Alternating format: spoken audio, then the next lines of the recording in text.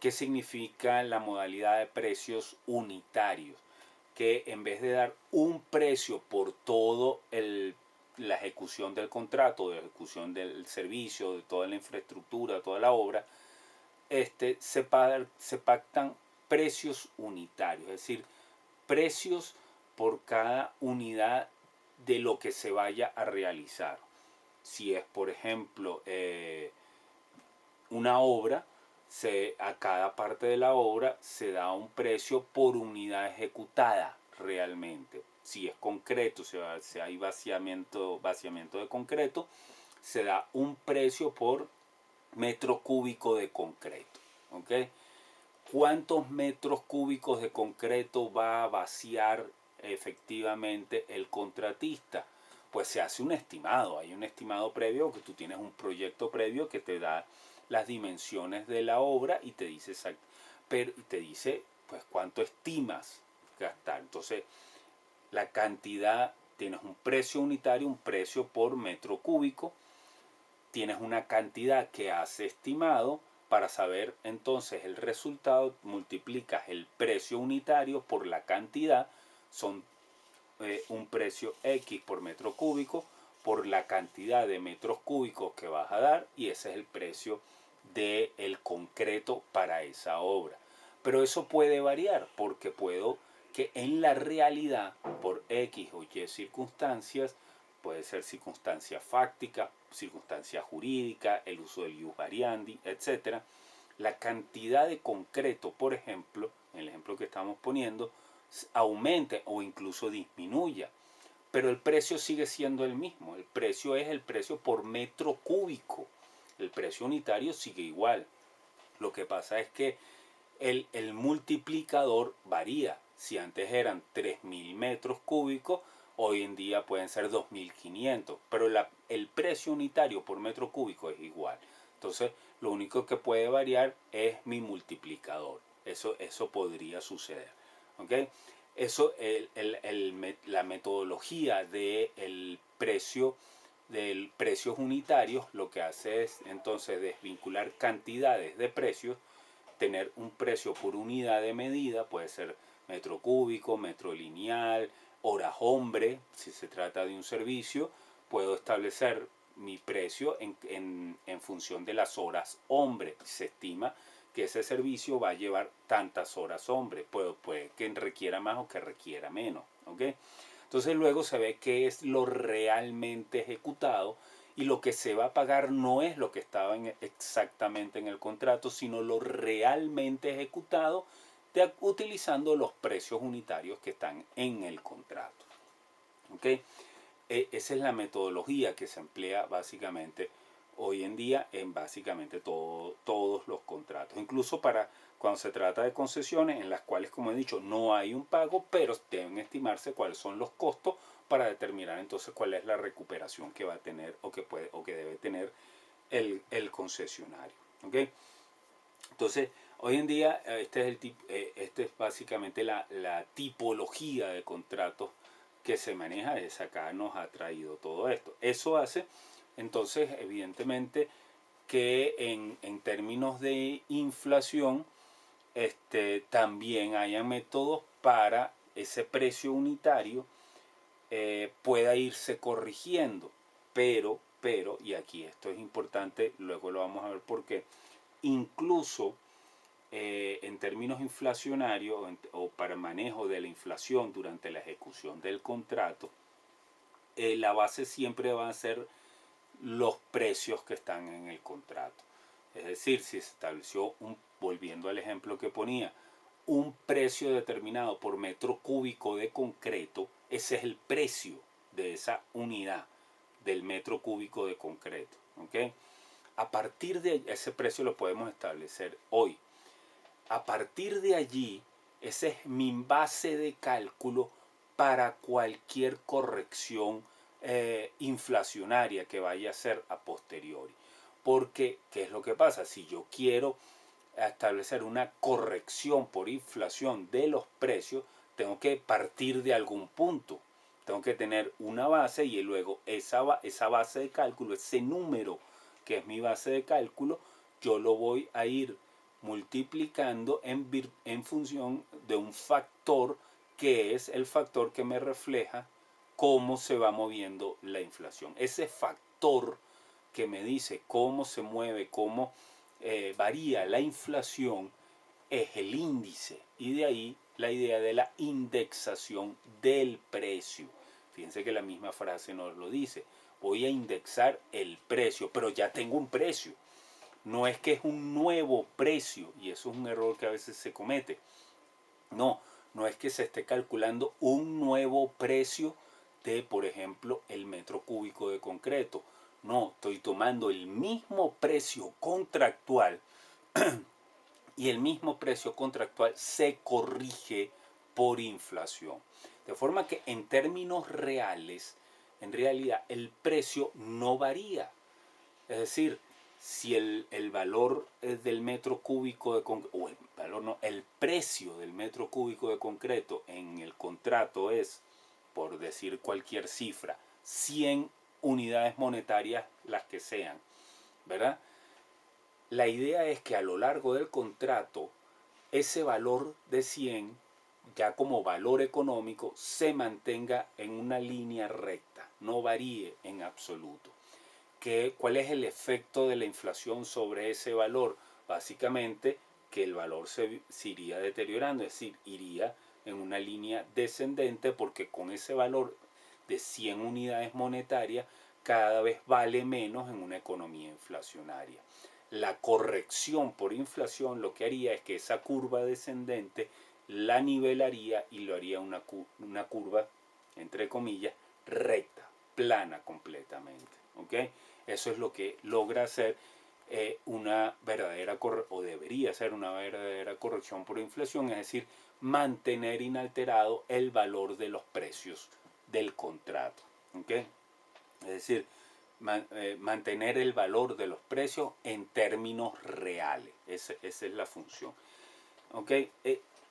Entonces hoy en día tenemos todos esos mecanismos en los contratos, y eso, muchos de estos mecanismos en los contratos son los que ayudan a preservar ese valor de los precios unitarios que ya tenemos calculado, además que entonces esos precios serán multiplicados por la cantidades realmente ejecutadas.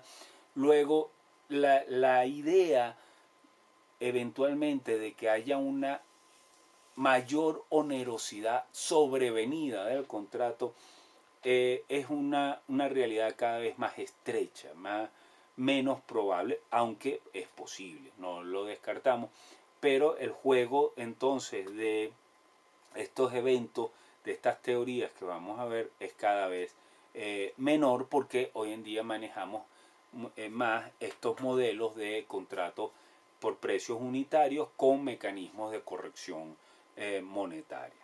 ¿Okay? Bien, dicho esto, la idea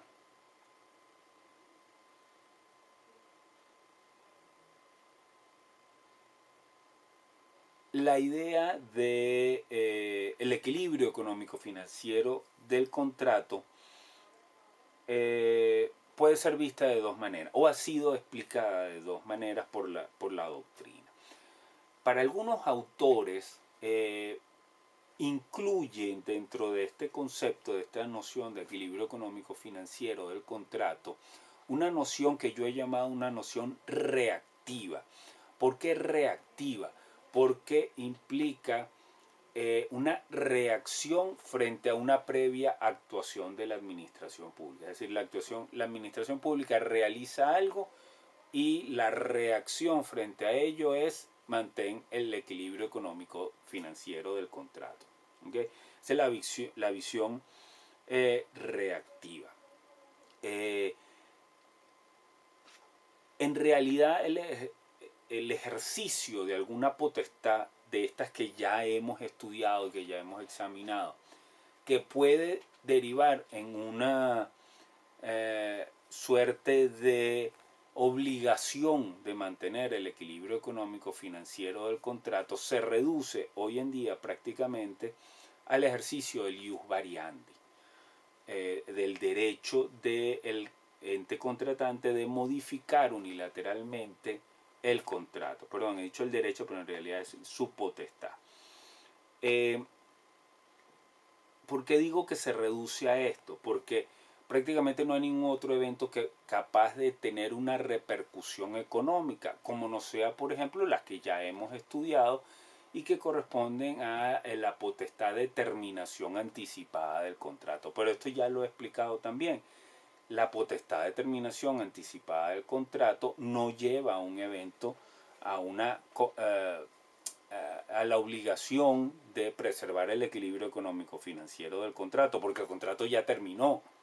Pueden haber o surgen unas consecuencias económicas de esa terminación, pero eso no tiene nada que ver con el instituto del equilibrio económico financiero del contrato. ¿Okay?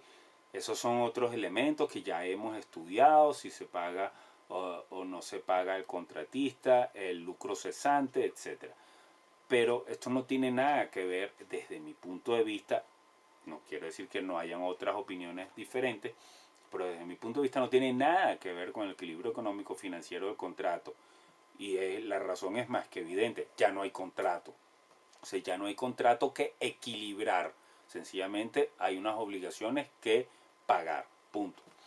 Nos queda entonces el tema, como tampoco puede haber, por cierto, entre paréntesis, consecuencias económicas directas, por ejemplo, de las potestades de supervisión o control, a menos que en esa supervisión, ese control, se ejerza la potestad de modificar el contrato. Entonces sí lo habría. Como tampoco lo puede haber en el momento de sancionar, por ejemplo, otra de las potestades de la administración. Puede tener consecuencias económicas. Puede tener consecuencias económicas la sanción en sí, al infringir un daño económico legal como es la multa.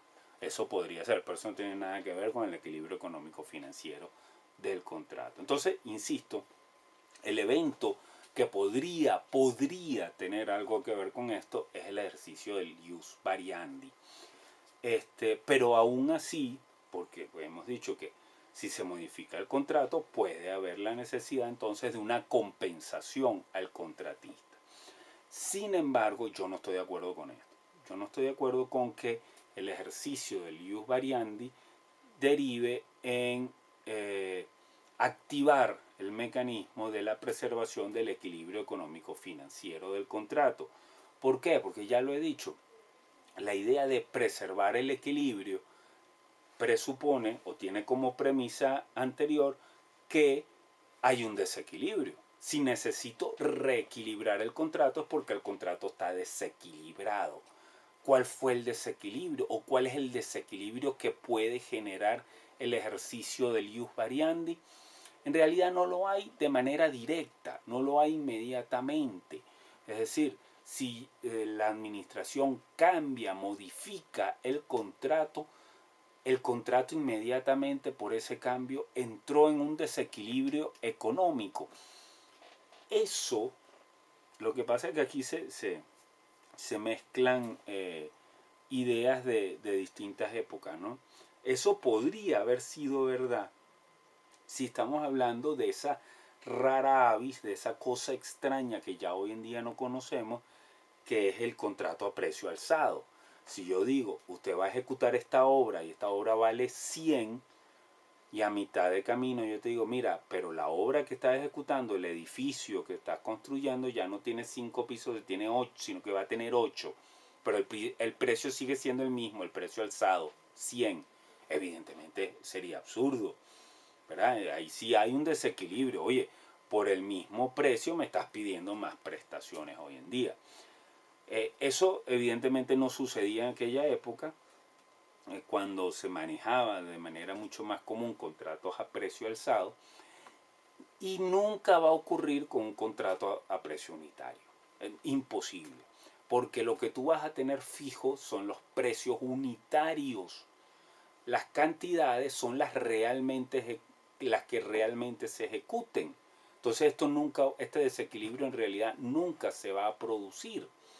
Es decir, si vas a construir 5 pisos y ahora vas a construir 8, por ejemplo, ¿qué es lo que sucede? Que ahora tienes más cantidad, Pero el mismo precio entonces ahora lo multiplicas por más cantidad de concreto, más cantidad en acero de refuerzo, más cantidad en, no sé, puertas, madera para puertas, aluminio para ventanas, etcétera.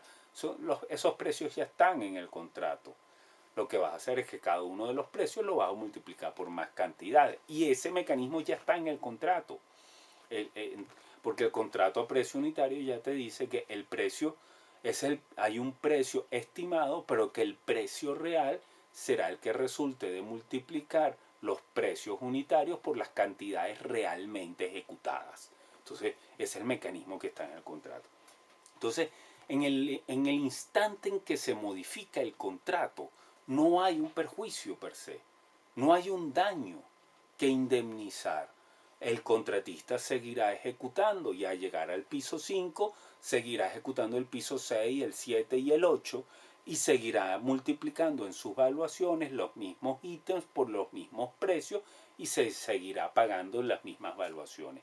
Entonces, en realidad no ha sufrido ningún perjuicio, sino que la obra en su momento se va, o la obra o el servicio. Si son más horas hombre, pues se pagarán más horas hombre por el mismo precio que está en el contrato. O si son mayores suministros, si te solicité X cantidad de computadoras, 100 computadoras y ahora son 110, pues el mismo precio unitario de las computadoras, si tienen las mismas características, pues se multiplica ahora en vez de por 100 por 110. Eso es todo. Eso es todo. Entonces, no hay, esto añádale también el tema de no solo las mayores cantidades, sino las obras nuevas o los nuevos renglones o partidas, que también ya lo hemos estudiado en la lección anterior. Entonces, en definitiva, en un contrato a precios unitarios, esto no va a ocurrir. O sea, no hay un perjuicio y una indemnización. Lo que hay es sencillamente que pagar la compensación o el precio pactado en el momento que se ejecute, tal como lo establece el contrato. Por eso, desde mi punto de vista, el ius variandi no genera desequilibrio.